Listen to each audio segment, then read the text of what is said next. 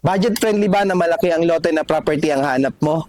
Located pa sa Trece Martires, Cavite, kaya napakaganda ng location. I-check nyo na po ito.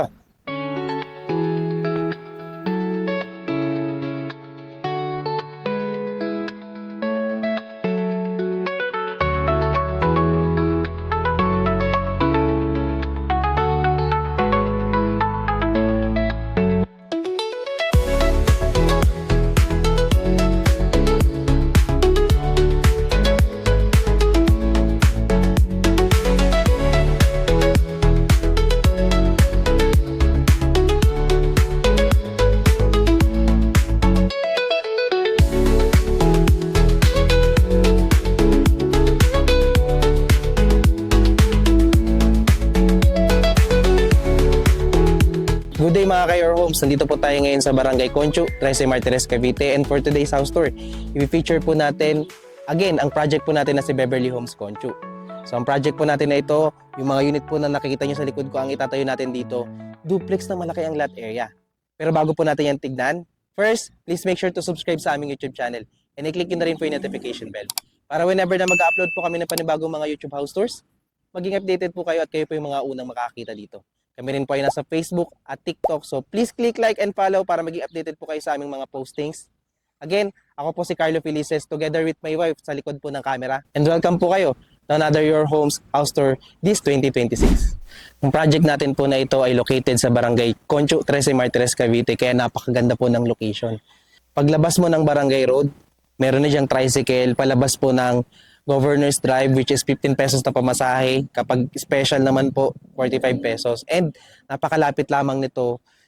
Pagdating mo ng highway, nandiyan na yung mga establishments na kailangan natin sa pang-araw-araw, katulad ng palengke, hospital, schools.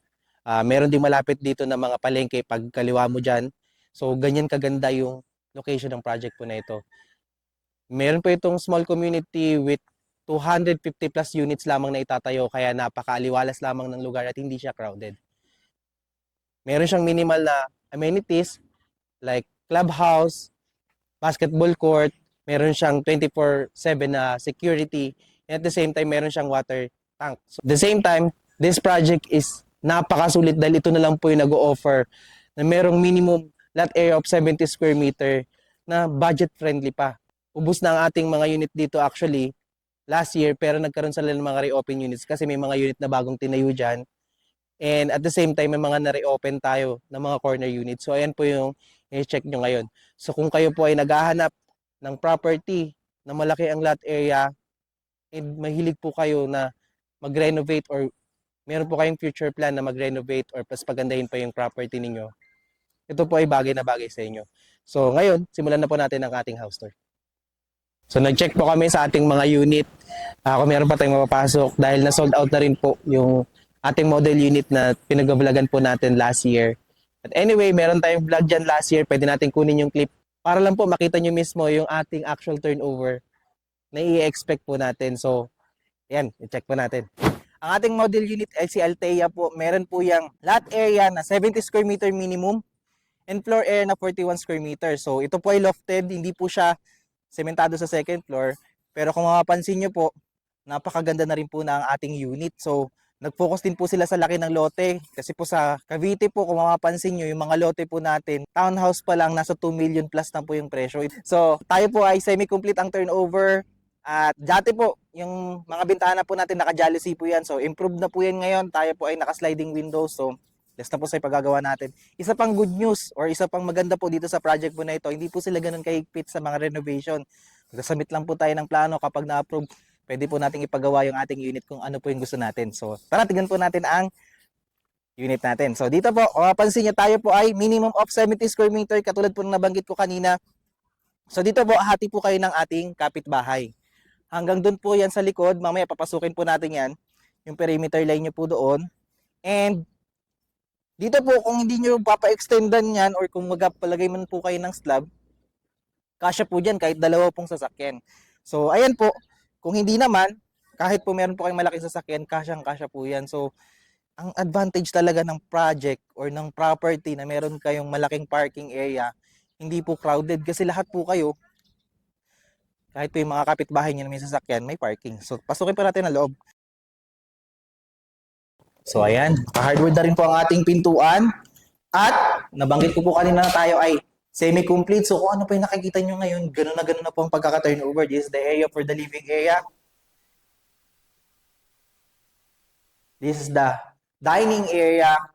At bago po natin puntahan po yung service area po natin o yung dirty kitchen natin, ito po yung sinasabi ko sa inyo kanina na lofted po siya. So bakal pa lang po yan. Design po kasi yung bahay para sa laki ng lote. So if ever na gusto nyo siyang ipa-renovate, so maganda po yan. At naka-ready na rin po yan. So paggawa nyo lang po ng mga poste kasi po yung design po ng bahay ay para po sa lofted type. So dito po, pansin nyo, dito naman po ang ating service area. So yan, meron lang po tayong mga kaunting ano dito. Pero gusto ko lang po kasi ipakita sa inyo yung laki po talaga ng lote. So ang lote nyo po, hanggang dito pa po yan. Yan, kung makapansin nyo. At silipin nyo po dito. Yan po talaga ang advantage ng malaki yung lote.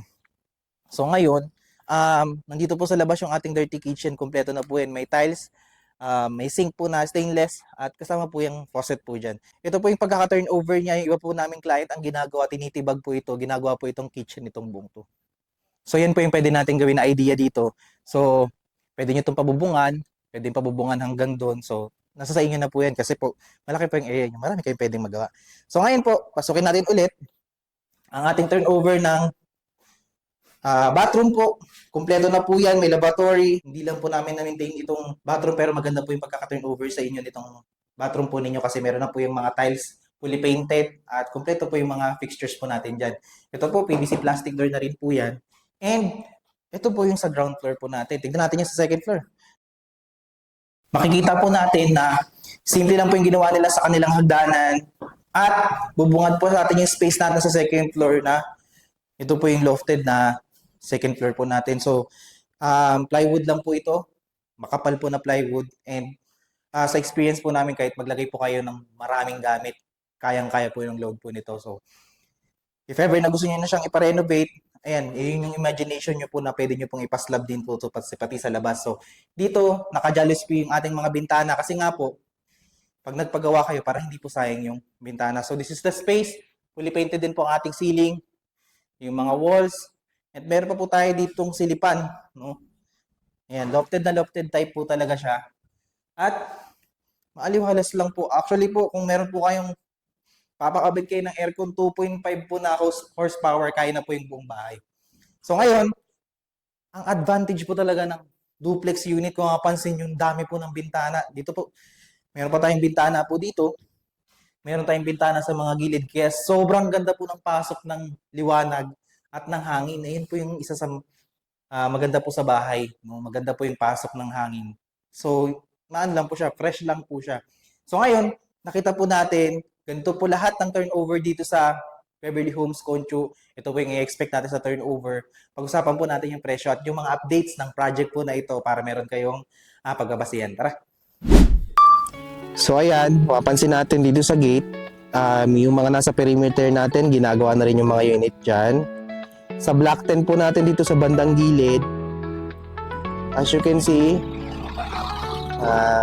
nakatayo na rin po yung mga unit dyan, patapos na rin po. So sa mga nakakuha po natin ng 122 square meter. And dito po sa block 6 po natin, or block 6 po natin, ayan, patapos na rin po yung mga unit natin dyan. So dito, small community lang po talaga siya. Dito rin po, as you can see, dito po yung clubhouse nila sa pinakadulo. So dito po, meron tayong buhay na ilog ba ang tawag dyan. Pero, nagsabi po yung mga nakatira dito na malinis po yun at marami pong naliligaw dyan. So yan po, ay golf course po yan. So dito sa side po na to, ginagawa po yung kanilang basketball court. And as you can see, dito po yan, yung block 3. So yan po yung mga unit natin na available as of now. And as you can see dyan, ongoing po yung construction ng mga unit. Pero maliban po dyan, meron pa pong mga available units po. So yan, diretso muna natin hanggang dun sa pinaka-gate. So ang aliwalas lamang po ng community at napakasimple lang po ng pagkagawa ng project. Mas focus lang talaga sila sa laki ng lote. Kaya po kahit na ma-occupy nyo po itong lahat, mapapansin nyo na ano lang po siya, maluwag po yung inyong community. So So ngayon dito po sa side na to, again, yun po yung mga available natin, yung sa Block 3. Ito pong Block 7, yung mga corner na units po na available po dyan. Pakita ko na lang po sa map. At dito rin po sa main road, meron pa dyan na isang corner unit. So, ayan po yung update natin ng mga available units natin dito sa project na ito. And, ayan lang. Pakita lang po natin sa inyo na talagang napakaganda po, no, ng ating project po na ito. This is taken on January 2026. So, the same time as of now, meron pa tayong mga available dyan. Pakita ko na rin yan sa screen. If ever po na gusto nyo magpa-free tripping sa project na to, meron po kayong mga inquiries, you can contact us sa number po na makikita nyo sa screen. So, ayan.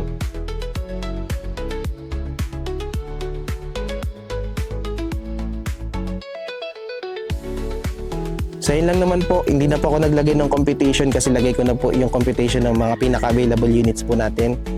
Pero at the same time po, yung ating mga available units kasi, 9,000 pa rin po yung monthly kay Pag-ibig. Meron tayong reservation fee na 10,000 and at the same time po, meron tayong pinakamababa dito na ngayon is 13,000 for 24 months. In total of 300,000 plus na down payment. Meron din po mga RFO units dito. So if ever po na naghahanap po kayo ng RFO na yung mga units, yung madaling mga malipatan, piliin nyo lang po yung mga unit na nakatayo na. So pag pinili nyo po siya, meron pa rin po kayong option na bayaran siya ng 24 months. Kapag po yun ay nagkaroon kayo ng extra or kinash nyo po siya, mas mapapadali po yung process ng paglipat po ninyo kasi pa-process po agad ito kayo. Yun po yung advantage ng mga unit po natin dito. So ngayon, kung kayo po ay naghahanap ng mga pre-selling, to 24 months pa po yan. Yung nga lang po pagpunta po natin dito, mahirapan tayo maghanap ng pinaka-model unit. Pero pwede naman po nating pasukin yung mga kino-construct pa lang na unit dyan. So yun po na lang yung titignan natin. So again, maraming salamat po sa panonood. Ayan, naglagay na tayo ng project update sa project natin na si Beverly Homes Conchu. Ayan, kung kailangan nyo pa po ng update, every 6 months po siguro pwede ako mag-take dito para magbigay po ko sa inyo ng update. So kung meron po kayong mga unit din dito. Habang meron pa pong unit, i-check nyo na po ito, baka po ito na yung unit na hinahanap nyo. Kaya kung ikaw ay naghahanap ng malaking lote na property located in Trece Martires, Cavite, bagay na bagay ito para sa'yo. Lalo na kung ang plano mo ay future expansion. Minimal lang po yung paggagawa ng ating bahay dahil lofted lang po siya. Pero umalag po siya or lumaban po siya sa laki ng lote. Sa price range po nito, kung i-compare po natin sa ibang project, sulit na sulit po ito dahil napakalaki po ng lote nito. At the same time po, napakaganda ng location, meron kang malaking pamilya, kasyang-kasya po tayo dito, napakaganda ng community, and napakasulit. So, i-check nyo na po ito. Kung hindi pa po kayo nakasubscribe sa aming YouTube channel, please like, share, and subscribe na rin po para maging updated po kayo sa mga bago po naming i-feature na bahay na kagaya po nito. Again, maraming po salamat sa panonood. Happy New Year po sa inyo. Magandang araw.